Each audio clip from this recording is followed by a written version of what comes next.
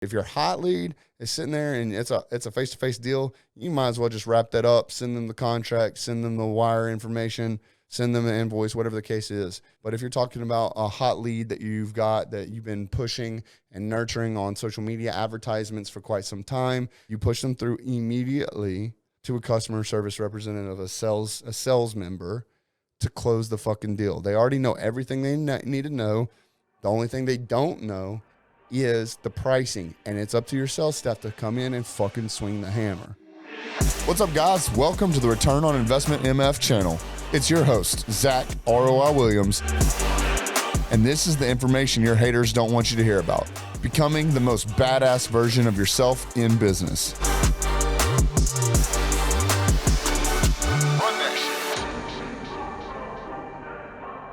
What's up, guys? Welcome back to Return on Investment MF channel. I am your host, Zack ROI Williams, and today we're going to be talking about controlling the customer journey. I'm super excited about this. A few episodes ago, I spoke about actual LTV, the lifetime value of a customer or client, whatever.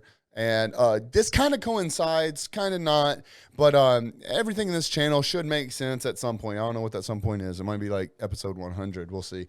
But it all makes sense. But controlling the customer journey. Again, on a previous channel, I've actually spoken about customer psychology, things of that nature, and hit a little bit about, the customer journey.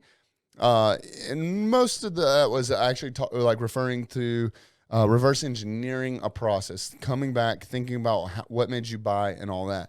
So I want you to sit down and think about your own organization, and I want you to think about producing some roadmaps.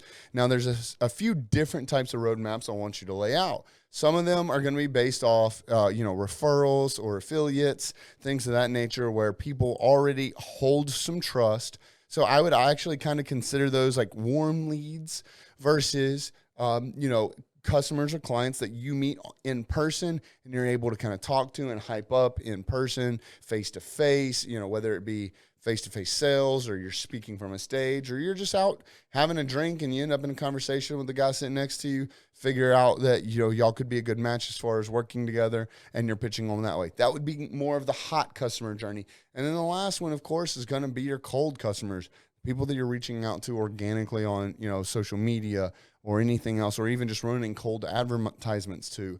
These are people that have no idea who you are, what you do, what you're about, what you think, what you like, what you don't like, or anything else about you. So we got to look at all three of those, the warm, the hot, and the cold.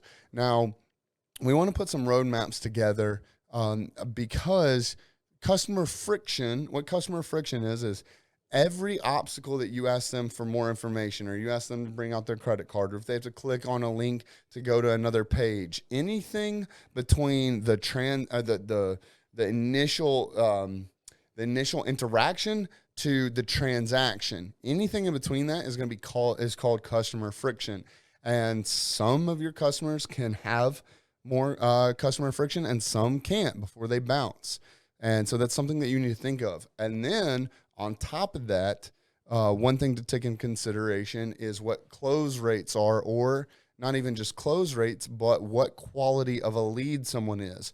Because, if you do apply multiple layers of customer friction and they do cross that customer journey and actually do go to the transaction, or at least, get on your landing page, get on your website, speak to one of your sales reps or whatever the case may be, the quality of that lead is significantly higher than someone that just clicked a link on an ad and didn't submit any more information, because the chances of that quality lead actually closing is significantly higher because they were willing to put in their information. They were willing to put in credit card information or sign contracts or speak to representatives or whatever the case is. They passed all the way through that customer friction and were willing to go ahead and proceed with the purchase. So there's several metrics that I'm speaking on, and so if you're taking notes, we are speaking about the customer journey. One thing to take into consideration, yes, is the customer friction. The next thing we want to speak on is the quality of the lead. And then, we want to talk about building roadmaps, both for your cold, your warm, and your hot audiences. So what do those roadmaps look like? Why would you need to control the customer journey? Because, like we said, whatever that first touch point is we handle those all differently. And depending on how we handle those initial touch points is going to allow us to know what it is that's going to take, what kind of work it's going to take, and what we need to start applying for when we start scaling to get them to a closed deal. So, the reason I keep talking about building these roadmaps and writing shit down and stuff like that is because at some point, if you want to make multi-millions of dollars, it cannot be just you. You've got to have a team. And in order to have a team, you're going to have to scale. And in order to scale, you're going to have back-end employees, front-end employees, contractors, relationships, the whole 9 yards. You've got to learn to start working more on your business versus in your business. And in order to do that, you've got to have information to pass down. And the easier you document all this shit in the front end, it's going to save you a lot of time in the back end. Trust me. Remember when I told y'all at the beginning of this channel that I'm going to tell you a lot of the shit that I fucking did right, but that's nowhere near as valuable as the shit that I fucking did wrong. And guys, I did this wrong. You need to start creating customer journey. You need to document your customer journey roadmaps to figure out how you can hand this off to the next salesperson, the next sales manager, whatever the position is that you're going to be passing this off to. You need to be able to do so where they can read these documentations, they can replicate it, they can apply their own style, and they can get to fucking work and get to making you money so you can focus your time elsewhere. So the way these roadmaps are going to look is, say, for example, you start with a cold. Cold leads normally take a lot more convincing to close than anything else. So those are people that you want to try and get to speaking to your customer representative or to some of that really good content prior to them pulling out their checkbook. Or that's super outdated. Fucking like wave your wrist across a keypad now and complete transactions. They're the ones that are going to need the most convincing. They don't know anything about you. Y'all hear me say it takes an average of 7 times for someone to see your brand before they even considered, trusting you. So now you've got to think about all the information they need to feel comfortable actually moving forward with your organization. So how do you do that? Me personally, there's definitely some levels to this about what the price of your product or service is, but I'll tell you, number one, that face-to-face closing is hands down that trumps everything. If you can meet someone face-to-face, then your close rate is astronomically higher. Now, granted, it's modern day. We have modern day technology. I've done millions of dollars with organizations and never even fucking met them. That's so insane to believe, or to think of rather. So face-to-face is king. We know that. So the next thing outside of that, it would be a video chat. You want people to see your confidence. You want people to interact with you. You want people to see your body language and see how passionate you are about what it is that you do and what you're offering.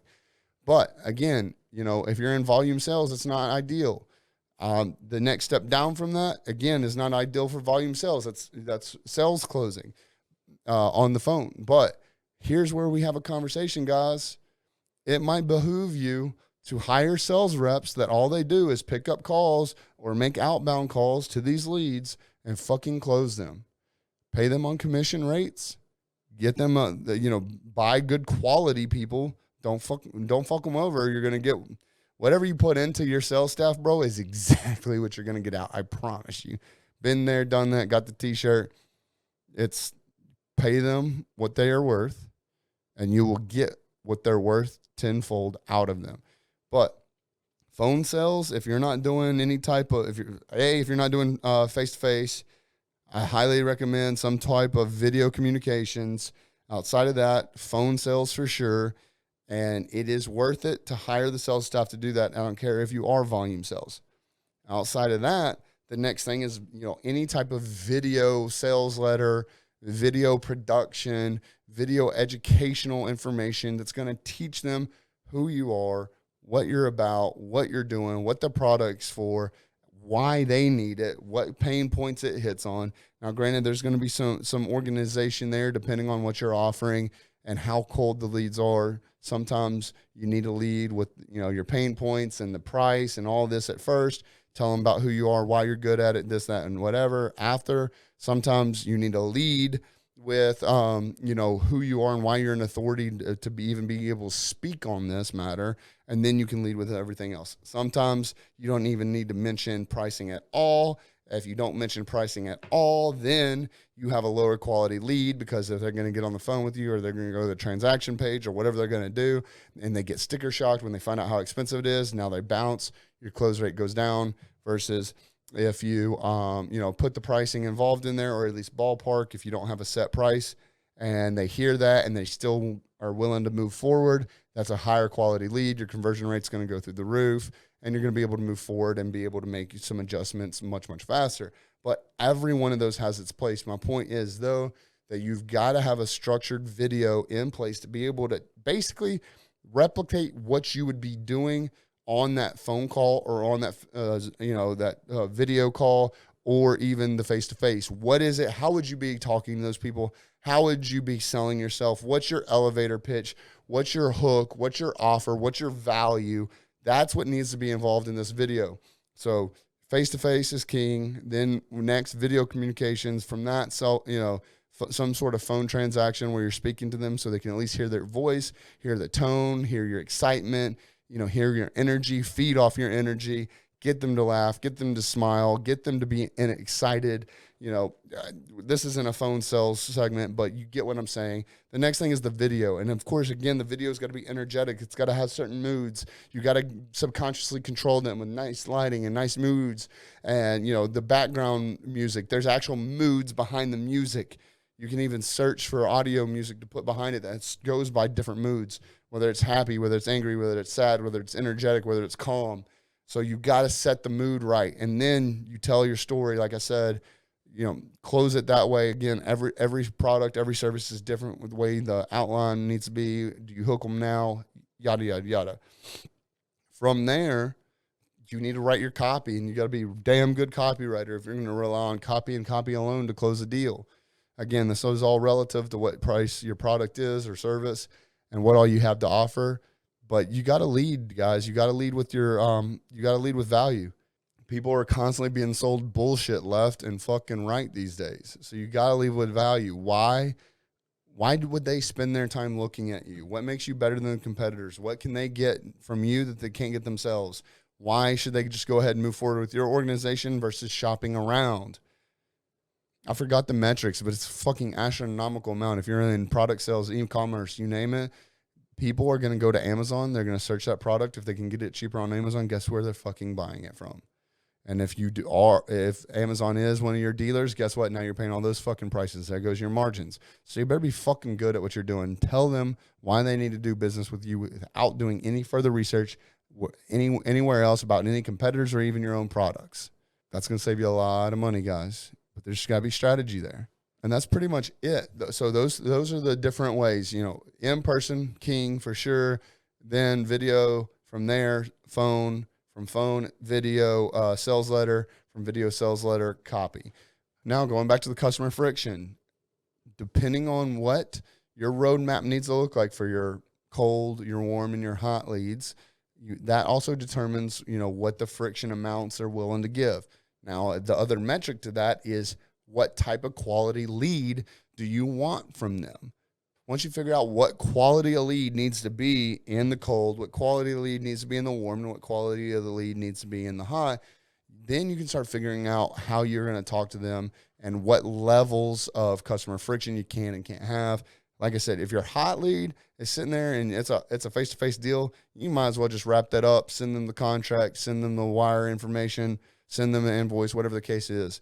That's one thing. But if you're talking about a hot lead that you've got that you've been pushing and nurturing on social media advertisements for quite some time, they already know who you are. They already know why you're an authority in your industry. They already know that they want to do business with you, and they already have somewhat of an idea of what it's going to cost.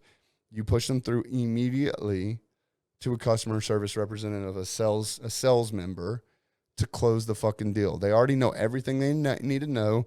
The only thing they don't know is the pricing, and it's up to your sales staff to come in and fucking swing the hammer.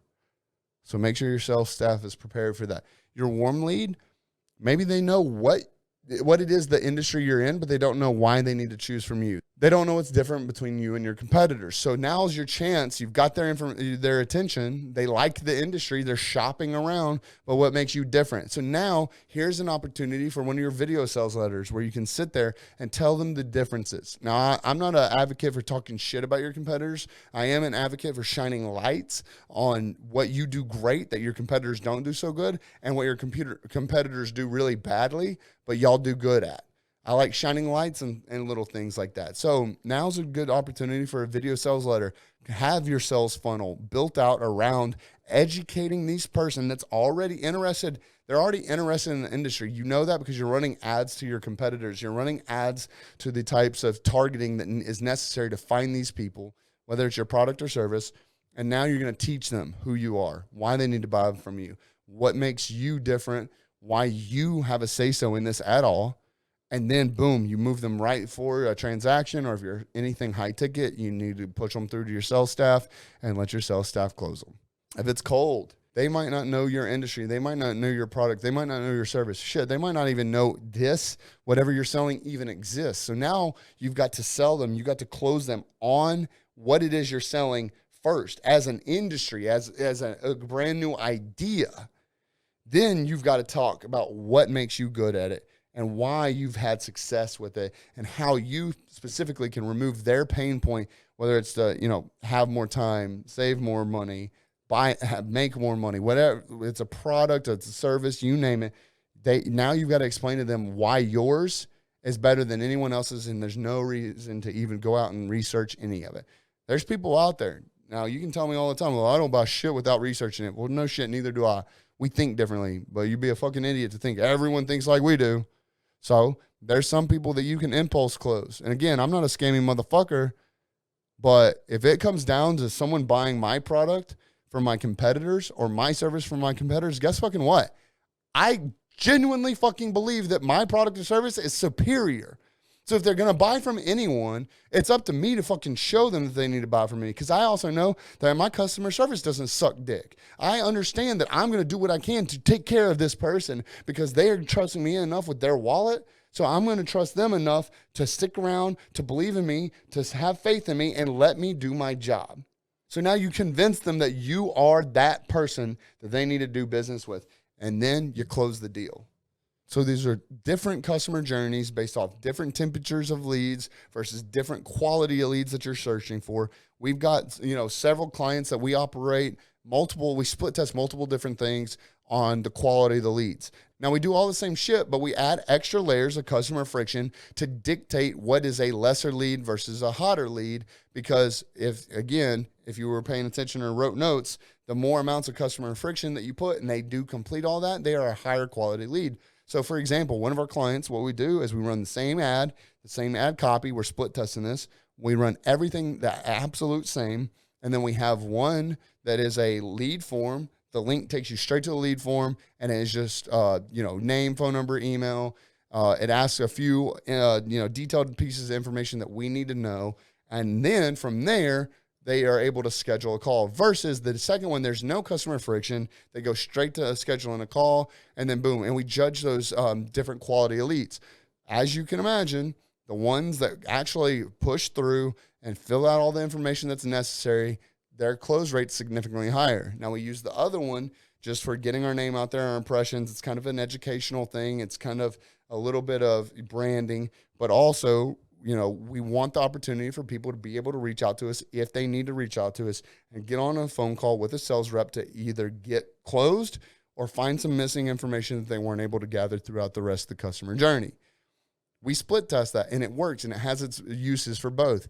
If and we break that down basically into tiers. Our tier 1 customers are the ones that actually fill out all the information and go all the way through the customer journey to complete a lead, versus the other one. It's much simpler, it's much easier. We get much more leads that way, but they're a tier 2 lead because they're not as qualified. So a lot of them, they do have lower conversion rates, but if your calendar isn't filled up or if you're not making your sales as you want, they're good backups to have.